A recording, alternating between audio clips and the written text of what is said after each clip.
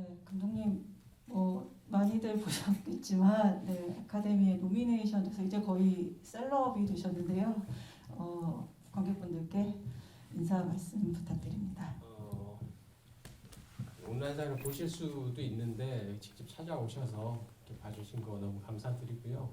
뭐 얘기할 기회가 있겠지만은 작품 가지고 오스카에 갔던 경험들이 굉장히 이제 저뿐만 아니라 이제 가족들한테도 굉장히 큰 힘이 됐어요. 큰 힘이 됐고, 그래서 지금 이 작품 뭐 온라인상으로 이제 물론 이제 영문 버전이긴 하지만은 이렇게 보실 수 있으니까 못 보신 분들이 있으면은 많이 좀 알려주시면 좋겠습니다.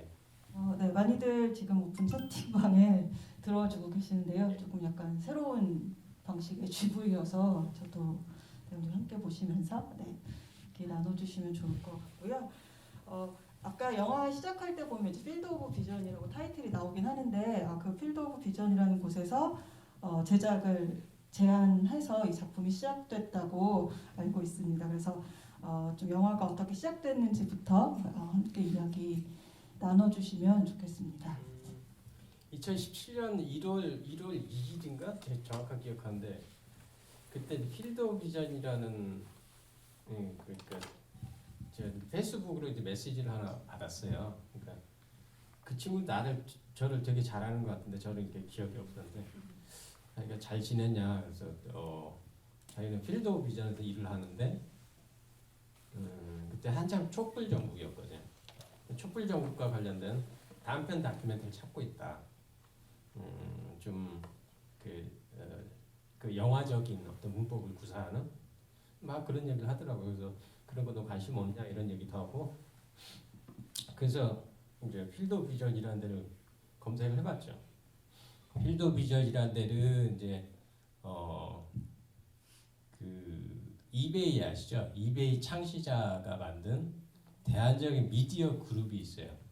그게 퍼스트 룩 미디어라는 곳이고 거기에서 이제 다큐멘터리를 담당하는 곳, 영화를 담당하는 곳, 이렇게 여러 그 자회사들이 있어요. 자회사들이 있고 그래서 필드 오브 비전은 다큐멘터리를 담당하는데 이게 공익적인 성격이 강해요.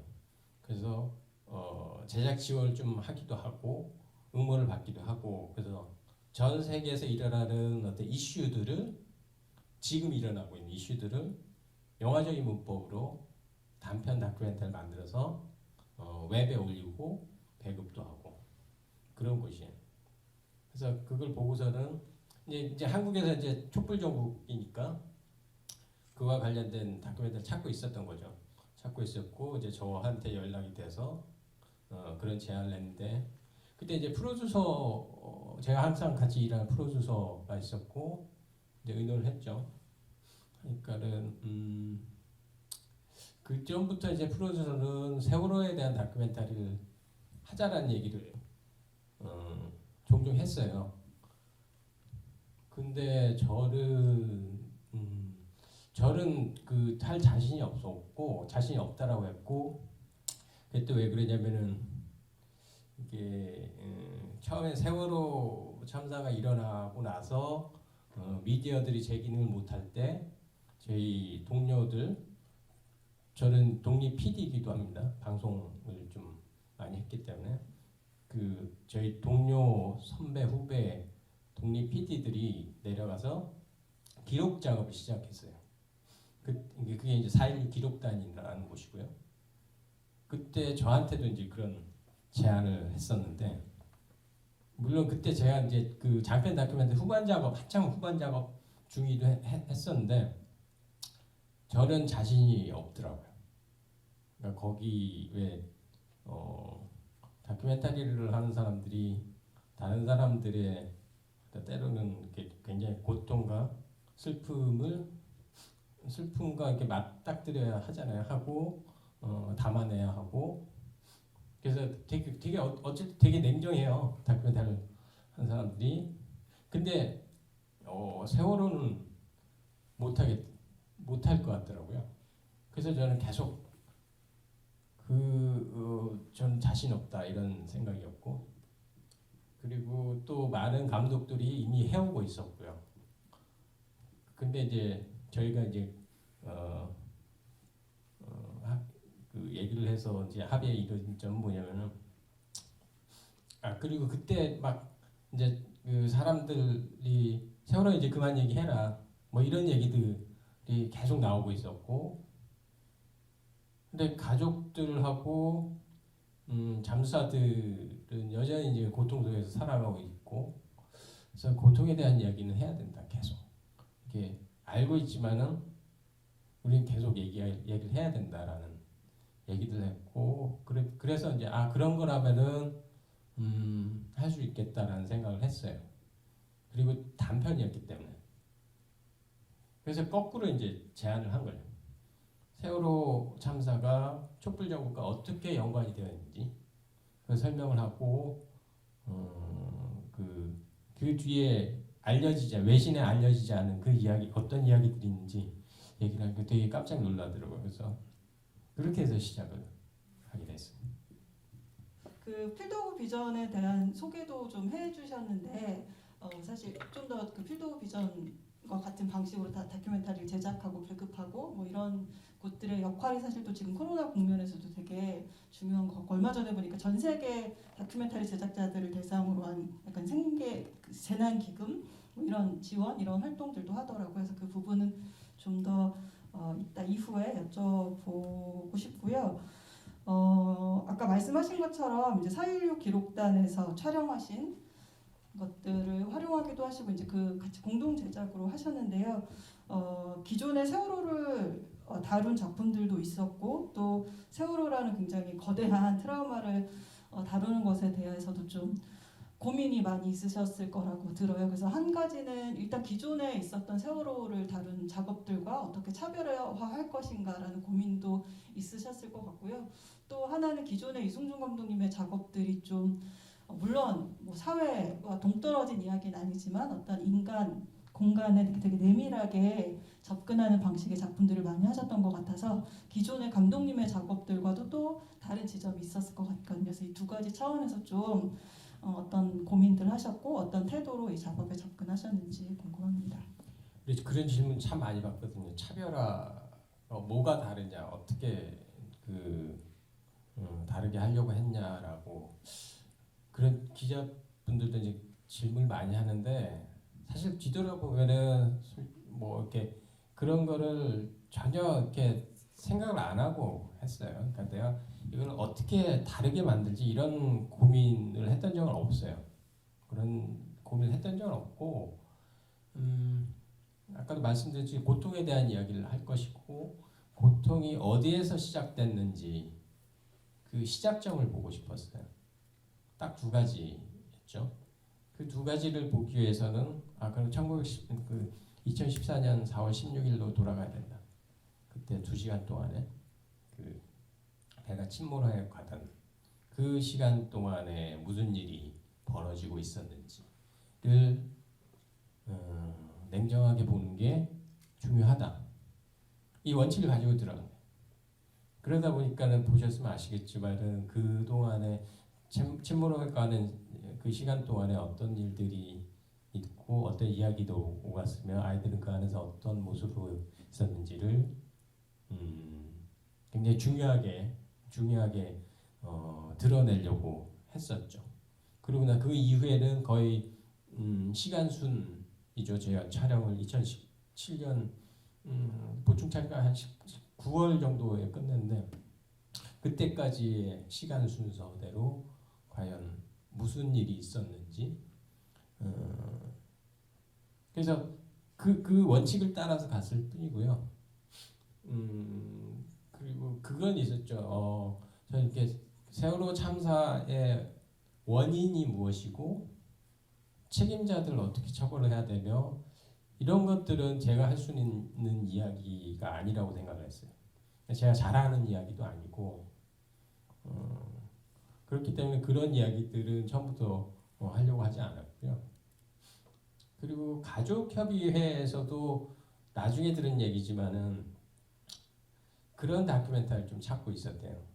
그러니까 좀 그때를 한번 정말로 냉정하게 바라보는, 냉정하게 이렇게 드러내는 감정이입 없이 그런 것들이 있었으면 좋겠다라고 생각을 했었다고 그러더라고요.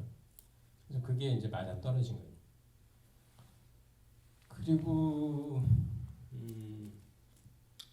제가 되게 중요하게 모르겠어요. 근데 이전의 작품들하고 당연히 이제 소재의 성격이 다르기 때문에 예전에 이제 인물 한 사람 두 사람에 대한 뭐 천착 집중이었다라고 하면은 세월호 참사는 그게 아니기 때문에 당연히 이제 그 동일한 스타일도 갈 수는 없는데 그 안에서도 제가 잘할 수 있는 어떤 부분이 있을 거라고 생각을 했고요. 물론 다른 분이 다른 감독이 만들면은 또 다른 성격의 이제 부지의 기억이 나오겠죠. 근데 저는 그거를 집중했어요. 그 가족들이나 그 잠사들 만나서 이야기를 할 때 이렇게 멍할 때가 있거든요. 그 분들이 그러니까 막 분노하거나 통곡하거나 울거나 그런 순간이 아니라 굉장히 이렇게 되게 아무 생각 없이 없는 듯 가만히 있을 때가 있어요. 그런 순간들이 계속 목격이 되더라고요. 그래서 저는 그 순간들 그 순간들이 조금 마음에 그러니까 굉장히 많이 와닿았어요. 이분들의 지금 고통의 어떤 깊이와 넓이는 저런 거구나라는 생각이 들었고 그 지점을 좀 많이 드러내려고 그런 것들은 제가 전에도 저는 해왔던 작업에서 좀 집중했던 것이라고 생각을 하고요. 네, 그렇습니다. 네, 그 냉정하게 고통을 다시 사실 저희가 제일 맞닥뜨리고 싶어 하지 않는 이게 여러 번 봤다고 생각하지만 다시 보면 또 되게 냉정해지거나 담담해지기가 쉽지 않은 사실 순간들이잖아요. 근데 그것들을 이제 냉정하게 다시 보여준다고 말씀하셨는데요. 감독님이 그 상태를 유지하는 것 자체도 되게 작업자로서 힘든 일이었을 것 같거든요. 저 장면들도 계속 다시 보셨어야 됐을 거고, 그래서 감독님이 좀 스스로 어떤 감정 상태를 잘 조절하고 뭔가 이렇게 스스로를 좀 돌보면서 작업을 하셨어야 하지 않을까 싶은데 어떠셨나요?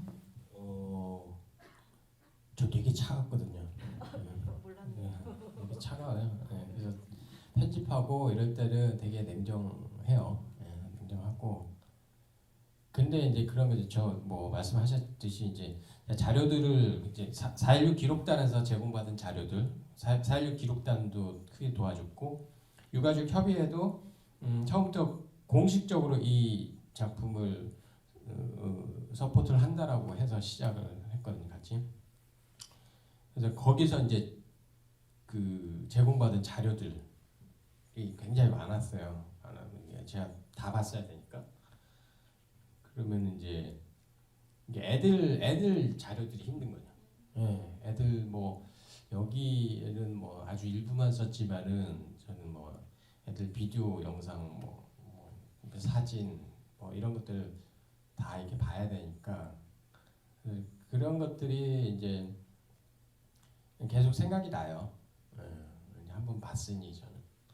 그래서 이번 뭐 아카데미 가서도 관객과의 대화하는데 뭐 그런 것도 계속 생각이 나고 그게 제일 힘들더라고요. 예. 뭐 다들 그러실 거라고 생각을 하거든요. 애들 생각하니까. 예. 애들이 자꾸 생각이 날 수밖에 없으니까. 예. 그게 좀 힘들어요. 그리고 너무 살릴 수 있는 아이들이었는데 그런 생각들이 계속 나서 또 아마도 관객분들도 보시면서 많이 힘들으셨던 것 같은데요. 제작 과정에 대한 이야기와 관련해서 궁금하신 점 있으시면 네, 남겨주시면 여쭤보고 또 다음 이야기로 넘어가 볼까 하는데요. 원묘님이 네, 질문해 주셨는데요. 이렇게 한번 손 한번 들어봐 주시겠습니까? 네. 계시겠지만 그 7시간에 관련한 자료 찾으신 게 있으신지. 7시간이요? 네. 아니요. 그와 관련된 자료를 받았거나 뭐 그러지는 않고요. 예. 그러니까 자료들 굉장히 여러 가지가 있는데 제가 이런 거를 뭐 요청을 하지는 않았고, 예. 그 당시에 제가 요청했던 건 제가 말씀드렸던 그 이야기를 할 수 있는 자료들과 관련된 것들을 좀 달라라고 했고, 예. 네, 방은영님께서는 세 번째 보신다고 작년에 광화문 상영했을 때랑 MBC에서 그리고 오늘 또 이렇게 세 번째 봐주신다고 하네요. 네, 저희도 감사합니다. 네.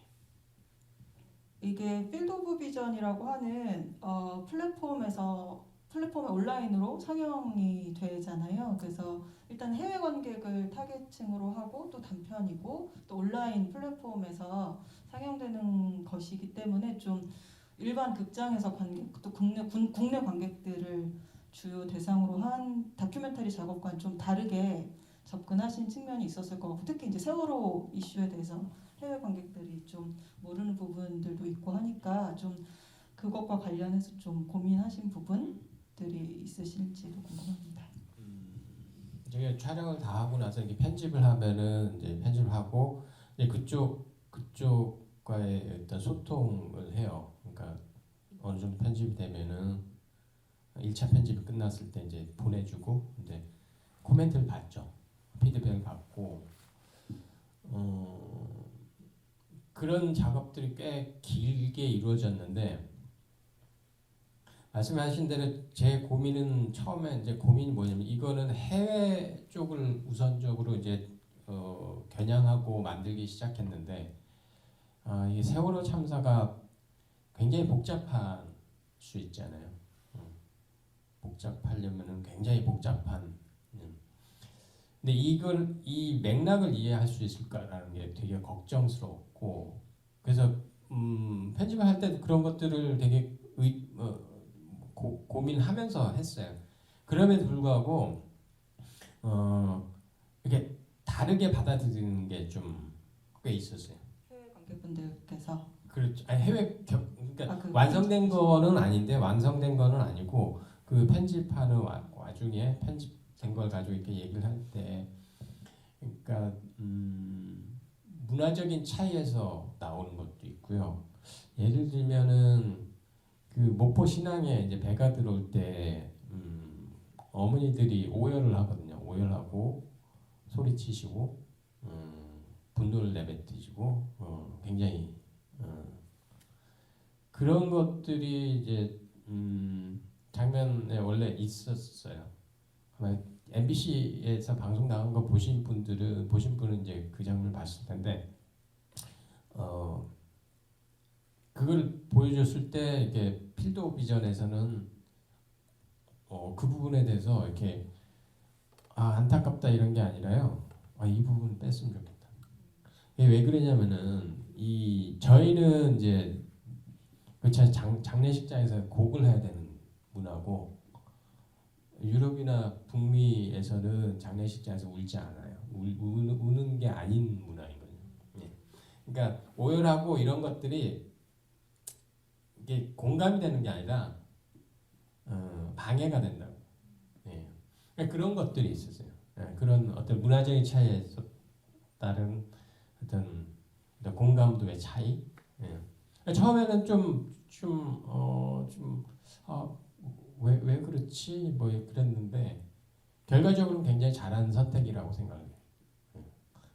왜냐하면 이 정도만으로도 그 관객들 충분히 해외 관객들도 충분히 울고 분노하고 그러시더라고요.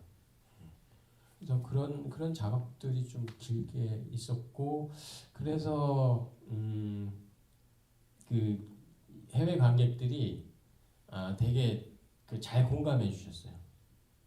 상영 딱 끝나고 이제 불 켜면 이제 울고 계시고, 그다음에 이제 본인들도 그런 역사가 있다, 이런 역사가 있었다. 정부가 바보 같은 정부 때문에 애꿎은 국가적 위기가 있을 때 정부가 제대로 기능 못해서 애꿎은 국민들이 많이 죽었다. 그래서 그렇게 읽더라고요. 그래서 공감 잘 해주셨어요.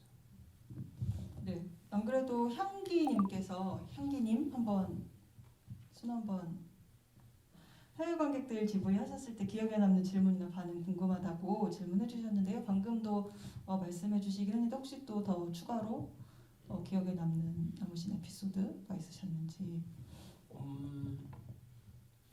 그리고 이렇게 상영회 가서 이렇게 같이 처음에 이렇게 보는데 제일 먼저 반응이 나온 게 이제 선장이 이렇게 나온 장면이에요. 선장이 이렇게 나온 장면에서 웅성웅성대요. 웅성웅성대면서 욕도 하고, 그러니까 그리고 이제 청와대에서 영상 달라고 그런 장면도 똑같고요.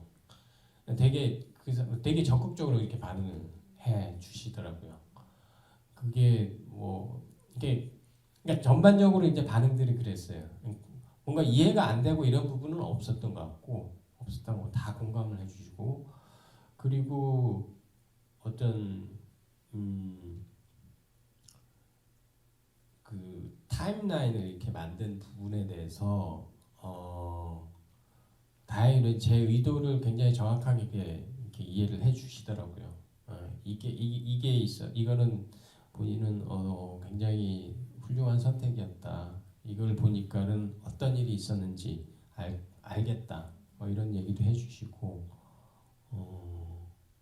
그리고 그 아카데미에서 되게 미국 관객들이 정말로 좋아해주 말이 좀 그렇지만 굉장히 공감을 많이 해주셨어요. 많이 해주시고 와서는 그런 거죠. 이제 어떤 사람은 이렇게 딱 쳐요. 치면서 내가 이제 쳤으니까 너 운이 좋으니까 너가 상 받을 거야. 이러기도 하고 어떤 분은 뭐 자기 뭐 온라인상 다 봤는데 만나러 왔다라고 하기도 하고 그래서 굉장히 이슈가 많이 됐어요. 그래서 그만큼 미국 관객들이 많이 공감해주고 그랬습니다. 네. 계속 질문 남겨주셨는데요. 그 오스카 시상식에 유가족분들과 같이 두 분과 같이 참석하셨다고 알고 있는데요. 유가족분들도 해외 관객분들과 이야기 나누시는 자리가 있었는지 질문해 주셨네요. 그러니까 이게 관객과의 대화 이게 그 아카데미가 룰이 굉장히 이렇게 엄격해요. 그래서 4번의 상영회에서 4번의 이제 Q&A를 할 수 있고 그 Q&A는 이제 관객과의 대화가 아니고요. 이렇게 대화를 하는 건 금지가 돼 있어요. 금지가 돼 있고 모더레이터가 있고 이렇게 대화를 하는 거고 근데 이제 거기에 이제 스텝이 아니면 그러니까 노미네이션 된 그 스텝이 아니면은 그 자리에 갈 수가 없어요. 그러니까 어머니들은 끝나고 나서 얘기하고 그다음에 인터뷰 요청 들어오면은 미디어 외국 미국에 있는 미디어랑 인터뷰하고 그랬습니다. 어머님들 어떠셨는지 일단 많이 이 이슈를 알릴 수 있으셔서 좋아하셨을 것 같긴 한데요. 그 다녀오신 소감이 어땠는지 혹시 감독님에게 얘기해 주신 게 있다면. 그 명찰을 다 갖고 가셨고 다는 아니고 갖고 가시고 그 아이들에게 캐리커처가 그려져 있는 스카프 큰 스카프도 이렇게 갖고 가서 상영회뿐만 아니라 이렇게 좀 다니셨어요. 다니시면서 이렇게 사진 찍고 또 애들한테 보여준다라는 생각으로 왔다고 그러시더라고요. 그래서 같이 사진 찍는다는 느낌으로 그렇게 찍으시고 상을 못 받고 나서 이제 그런 말씀을 하셨어요. 이게 아카데미가 굉장히 비극적이고 슬프기만 한 작품에 상을 잘 안 준다고 하니 우리 이제 그거는 사실 이제 현실의 문제인데, 그러니까 영화는 현실을 반영하는 것이니, 다큐멘터리는 현실을 반영하는 것이니 지금 해결된 게 없으니 그렇게밖에 만들 수 없고, 그럼 돌아가서 이게 해피엔딩이 될 수 있도록 하는 거는 또 다른 사람들이 해야 될 몫이다. 뭐 이런 말씀하시고, 예, 그러셨어요. 그리고 한 분은 우셨고, 예, 좀 아쉬웠나 봐요. 예, 예. 또 몇 가지 질문과 의견들을 주셨는데요. 영상 초반부에 해수부와 해경청장, 청와대 등이 구조하는 영상을 보내주고 상부에 보고해야 하는 데 식으로 통화하는 장면이 있는데 이 부분에 대해서 해외에서 어떤 반응이었는지, 그리고 현장의 구조 활동보다 복지부동이나 본인의 안위를 걱정하는 게 해외에서는 이해가 안 갈 수도 있는 문화일 수도 있을 것 같다라고 주셨고, 네, 또 여기에 이건 저희도 이해가 안 가는 부분이라고 댓글도 달아주셨는데요. 그 부분이 좀 이해하지 못하는 부분이었을까요? 해외 관객분들에게? 뭐 네. 이해를 못한다라기보다도, 그러니까 공무원들, 그다음에 뭐 그런 굉장히 중요한 역할을 해야 될 그런 사람들이 이런 행태를 보이는 게 새롭건 낯선 건 아닌 거죠. 니네 왜 그렇게 이런 질문을 던진다기보다도 이해가 되는 거지, 그 상황이. 아, 그래서 저게 애들을 구출 못한 어떤 이유 중에 하나가 저기에 있구나, 이렇게 이해를 하시는 거고, 얘들은 왜 그랬지? 이런 질문을 던지지는 않고요. 그래서 이제 공감이라는 게 그렇게 공감을 해 나가시는 것 같더라고요, 관객들이. 예. 네, 또 이승열님께서 남겨주셨는데요. 작품을 보면 구체적인 맥락을 모르는 외국 관객들은 세월호가 박근혜 전 대통령의 탄핵이 직접적인 원인이 됐다고 생각할 수도 있을 것 같은데, 혹시 이 부분에 대한, 그러니까 너무 이제 그렇게 직접적인 이 하나로 수렴되는 부분을 말씀하시는 것 같아요. 그런 부분들에 대한 고민 없으셨는지 질문을 주셨습니다. 이게 그래서 이 최순실 씨 얘기, 뭐 이재용 부회장 뭐 뇌물수습 등등도 넣었던 적이 있어요. 네, 그러면 이제 이게 결국 중요한 게 정보량이 아니고요. 그리고 그렇게 그렇게 될 수도 있어요. 그렇게 이제 인지가 될 수도 있지만은 저희가 이제 분명히 이제 자막에 이제 그런 걸 했거든요. 이 박근혜 대통령은 뭐 부정부패 뭐 등등으로 인해서 탄핵이 인용되었다라고 이제 자막으로 집어넣었거든요. 그렇기 때문에 물론 이제 법적으로는 이게 직접적인 탄핵 인용의 이유가 되지는 않지만은 그럼 책임이 없냐? 그렇지는 않잖아요. 예. 그 정도면 되는 거죠. 예. 그래서 전반적으로 이게 어떤 이전 정권의 이 안에는 이전 정권의 어떤 일종의 방기 뭐 이런 것들이 분명히 있는 것이고 책임이 있는 것이고, 예, 그런 어떤 느낌만 전달해주면은 이 부재의 기억 안에서는 충분하다라는 판단을 한 거죠. 예. 그러니까 안 그러면은 사실 결국 이제 버리는 게 중요한데요. 자꾸 집어넣는 것보다 자꾸 집어넣으면은 결국엔 이제 이것도 아니고 저것도 아니게 되는 거죠. 예. 그래서 그건 제가 판단을 해서 그렇게 결정한 겁니다. 네. 이번에 세월호 참사 6주기는 코로나 국면의 한가운데 있기도 했고, 또 그 하루 전날이 총선, 4.15 총선이었어서 더 여러 가지로 세월호에 대한 의미를 좀 생각하는 그런 시간들이었던 것 같은데요. 저도 페북에서 이 세월호 희생자들 덕분에 좀 더 우리가 지금 좀 더 안전한 사회에서 살고 있음을 기억하겠다. 그리고 안전한 사회라는 것, 어떤 사회적 책임이라는 것, 국가의 역할, 이런 것들에 대해서 저희가 좀 더 생각하게 되고 고민하게 되고, 뭐 이런 것들이 사실은 세월호 희생자들에게 많은 걸 빚지고 있다. 뭐 이런 글을 보면서 공감을 했었던 것 같은데요. 질문해주신 것처럼 뭐 이 하나만이 박근혜 정권 퇴진의 어떤 것은 아니었겠지만 분명 결정적인 요인이었고 또 국민들을 또 한 자리에 모여서 한 목소리를 낼 수 있게 했던 중요한 분기점이었던 것은 맞지 않나 싶습니다. 이 지금 부재 기억이라는 작품은 유튜브에서 온라인으로 보실 수 있는데요. 좀 다른 경험이셨을 것 같아요. 극장에서도 물론 관객들을 만나긴 하셨지만 또 지금 워낙 코로나여서 극장에 와서 관객을 만나기 힘든, 뭐 극장에서 직접 관객을 만나기 힘든 상황이기도 한데 이런 상황에서 온라인으로 다큐멘터리를 공개하고 온라인 상에서 작품을 공개하고 그래서 뭔가 관객들의 피드백 같은 것들을 좀 직접적으로 느끼시기 어려울 수도 있을 것 같긴 한데요. 감독님 이 필드 비전과 같이 협업하시고 이렇게 작품을 공개하신 경험이 어떠셨는지 궁금합니다. 저는 뭐랄까 새로운 가능성을 발견했다기보다 제가 발견한 건 아니죠. 네. 단편 다큐멘터리는 사실 제작을 많이 안 한단 말이에요.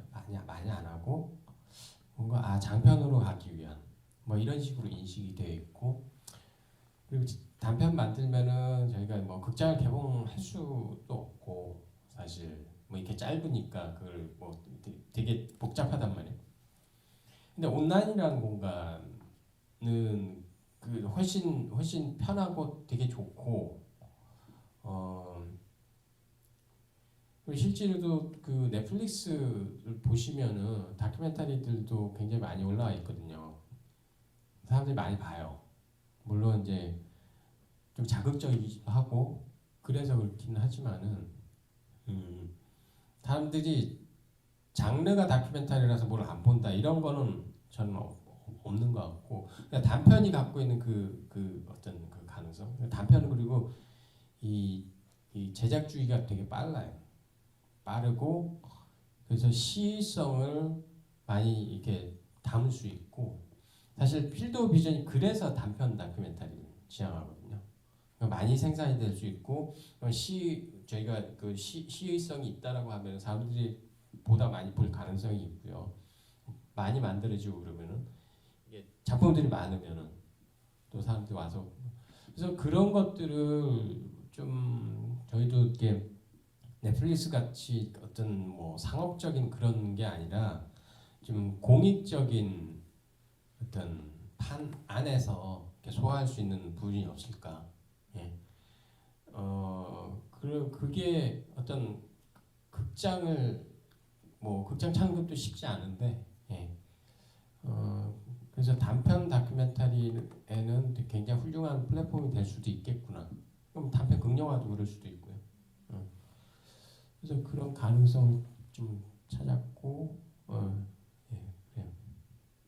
네, 저도 그래서 관객 참여 방식이 좀 더 많이 개발되면 이런 방식으로 다큐멘터리가 관객들을 만나는 것도 굉장히 좋을 수 있겠다라는 생각을 저도 특히 이 필드 오브 비전의 다양한 활동을 보면서 좀 생각을 하게 됐었던 것 같습니다. 네, 뭔가 마무리 질문인 것 같긴 한데요. 슬슬 뭔가 마무리 질문으로 넘어갈 것 같긴 한데요. 네. 지금 방금 나무님이 해주신 질문을 먼저 나누면 좋겠습니다. 기존 미디어들에서는 다소 시선 밖에 있었던 민간 잠수사 분들을 부재의 기억을 같이 경험한 이들로 다룬 것이 인상이 깊으셨다고 합니다. 혹시 잠수사 분들과 이야기를 나누시면서 우리의 기억 속에서 놓쳤던 다른 이야기가 있었다면 부탁드립니다.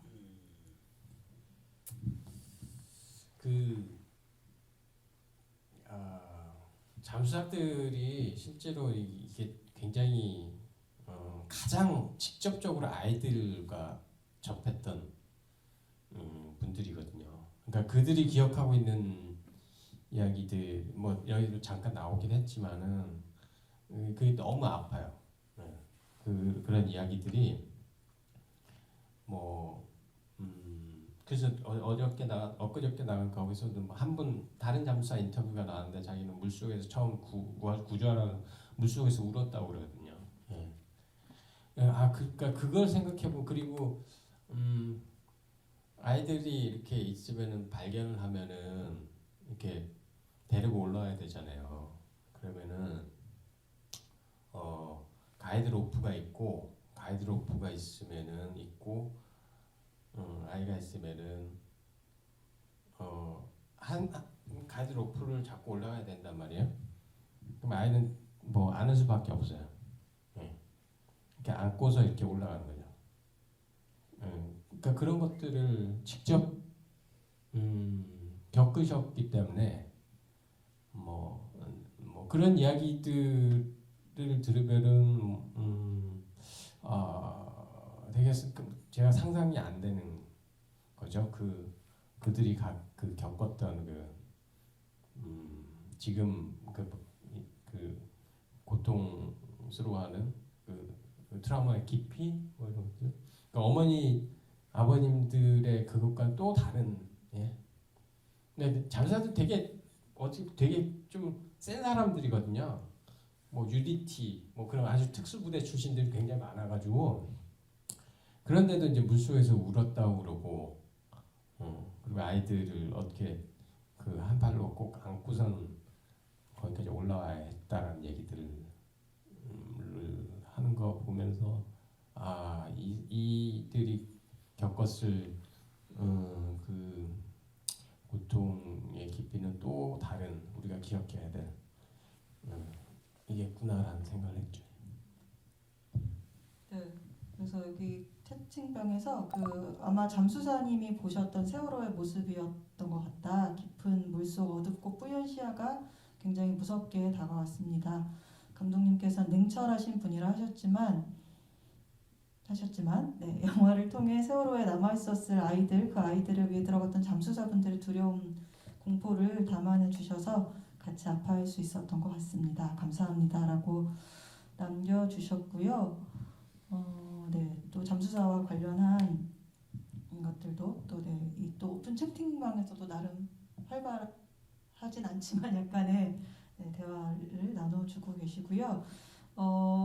좀 마무리해 보려고 하는데요. 그 제목을 부재의 기억이라고 하셨어요. 뭐 국가의 부재를 이야기하는 것이긴 할 텐데요. 영문 제목과 달리 또 기억이라는 단어를 넣으셨잖아요. 저는 요즘에 이제 저희가 잊지 않겠습니다, 기억하겠습니다라는 말을 되뇌는데 무엇을 기억해야 할지 좀 더 고민해야 되지 않을까? 좀 더 섬세하게 어떤 것을 기억할 것인지 그냥 기억하겠습니다 이렇게 하지 말고 해야 되지 않을까라는 생각을 하게 되는데요. 뭐 그런 차원에서 감독님에게 그 부재와 기억은 어떤 것일지 여쭤봅니다. 저는 세월호를 이렇게 보면서 그 대한민국 국민이라는 게 되게 창피했거든요. 예, 그 정도로 이게 대한민국이 이런 나라인가? 예, 이런 거를 저뿐만 아니라 많은 분들도 느끼셨을 거예요. 예, 그 정도로 이제 보여주지 말았어야 될 아주 안 좋은 민낯을 이렇게 보였던 참사였고요. 그러니까 뭐 국가의 부재, 시스템의 부재, 그다음에 이게 아주 여러 가지가 전 단순히 정부의 부재라기보다도요. 어떤 그런 거죠. 이게 그 높은 위치에 있는 고위직들도 그렇고 사실 이렇게 왜 그런 거 아시죠? 이게 해경들 중에서도 구조하면서 애들한테 욕하고 그랬거든요.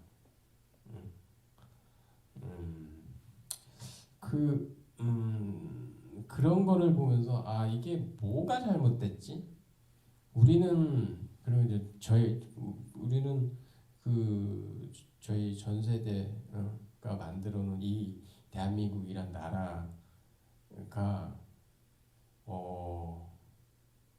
이게 뭐 경제 발전은 엄청나게 이제 있고 그리고 K-팝도 있고 문화적으로 훌륭하고 뭐 등등한데 이게 한 나라를 어떻게 움직여야 되는지에 대한 어떤 철학이 있나?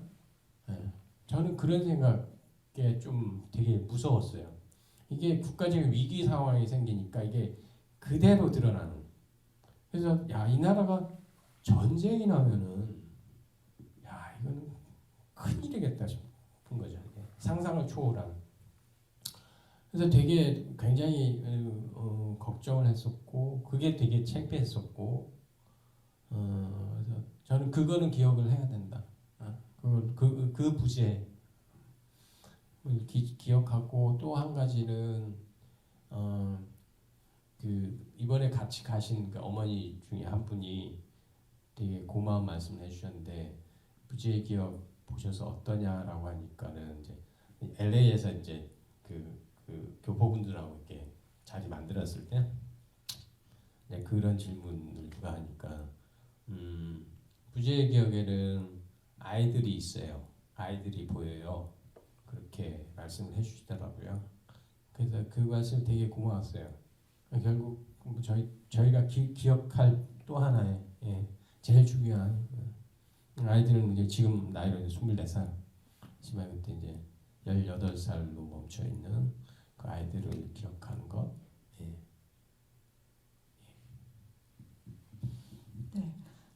다시 한번 다시 한번 좀 세월호 참사에 대해서 돌아볼 수 있고 무엇을 기억해야 할지 상기시켜 주셔서 저도 감독님께 감사하다는 말씀을 드리고요. 아까 한 분께서 앞으로의 작업에 대한 그 작품 활동도 궁금하다고 하셨습니다. 그래서 앞으로의 작품 활동 그리고 또 작년에 그림자 꽃이 작년이 맞으시죠? 네. 작년 또 새로운 다큐멘터리를 선보이기도 하셨는데요. 관련해서 뭐 언제 공개하실 건지와 함께 이후의 작품 활동에 대한 계획을 듣는 것으로 오늘 마무리해 보겠습니다. 사실 이게 작년 가을에 이제 또 뭐 DMZ 영화제에서 선을 보인 작품이 있었어요. 그러니까 그림자 꽃이라고. 그래서 그게 이제 월드 프리미어를 했고 그리고 올해 들어와서 이게 뭐 해외 영화제에서 초청을 받고 뭐 그래서 가려고 하고 있는데 이제 취소가 된 거죠. 그래서 어떤 영화제는 내년으로 이렇게 넘어갔고 그다음에 온라인 하는 데도 있고 그런 상태고요. 그걸 가을쯤에 개봉을 하려고 생각을 했었는데 모르겠어요. 그게 어떻게 될지 모르겠고요. 그다음에 뭐 다음 작품은 지금 뭐 생각 중이에요. 생각 중이고 좀 많이 조심스럽고 사실 부담도 되고요. 부담도 되고 그래서 이게 너무 주목받고 나서 그 다음 작품 꼭 안 되더라고요. 잘 안 되는데 그래서 그런 뭐 크게 욕심은 안 내지만은 제가 지금까지 해왔던 이야기들 소재적인 측면이 아니라 제가 해왔던 방식으로 계속 할 거예요. 할 거니까 준비되면 또 얘기할 수 있는 기회가 생길 거라고 생각합니다. 부담되시겠지만 기대하겠습니다. 네.